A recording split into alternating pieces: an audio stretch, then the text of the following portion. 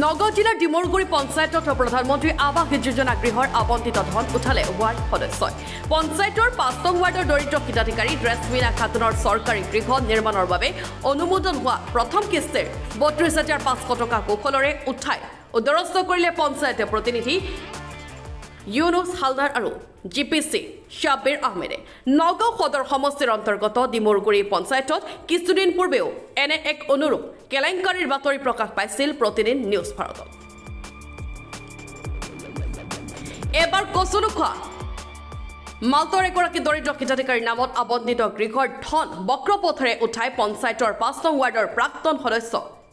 ইউনুছ হালদাৰে আত্মসাত কৰাৰ গুৰুতৰ অভিযোগ উত্থাপিত হৈছে ঘটনা সন্দৰ্ভত হিতাধিকাৰীয়ে নগাঁও জিলাৰ আয়ুক্তৰ ওচৰত বিচাৰ পাৰ্টি হোৱাৰ লগতে নগাঁও সদৰ থানাত গোচৰ তৰিছে বুলি জানিব পৰা গৈছে মোৰ নামত চৰকাৰৰ ফালৰ পৰা ঘৰ এটা আহিছিলে পিছত মই এতিয়ালৈকে ঘৰটো পোৱা নাই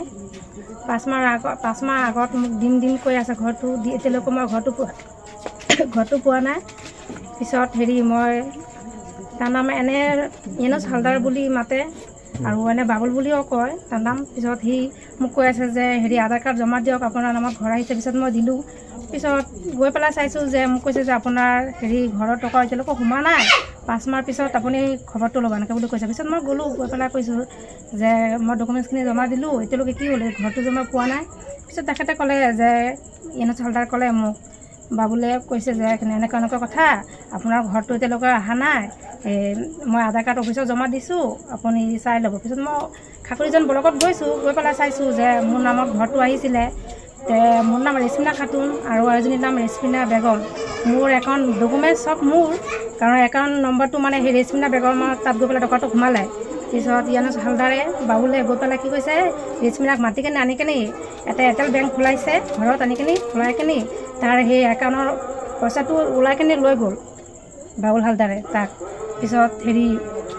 মই গৈছিলোঁ গৈ পেলাই মই থানাত কনফাৰেঞ্চ কৰিছোঁ এতিয়ালৈকে মোৰ একো মানে ঘৰৰ খবৰ মোৰ একোৱেই নাই মানে মই পোৱাই নাই টকাখিনি এতিয়ালৈকে এটা কিস্তিও মই পোৱা নাই টকাখিনি মই পোৱাই নাই কিস্তিটো যোনটো চৰকাৰৰ পইচা কিমান উঠিছে এক কিস্তি মানে ৩২,৫০০ টকা সোমাইছে এতিয়ালৈকে মই একটো পোৱাই নাই আৰু যিটো পাবলগীয়া আছে মই এইটো পোৱা নাই আৰু ডকুমেণ্টছ চব মোৰে কাৰণ মই এতিয়ালৈকে কি কৰিব লাগে এইটো মই থানাত এজাহাৰ দিছোঁ ছাৰৰ ওচৰত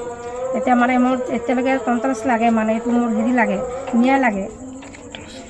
মোৰ ন্যায় ব্যুৰ ৰিপৰ্ট এণ্টনি ফৰাছা।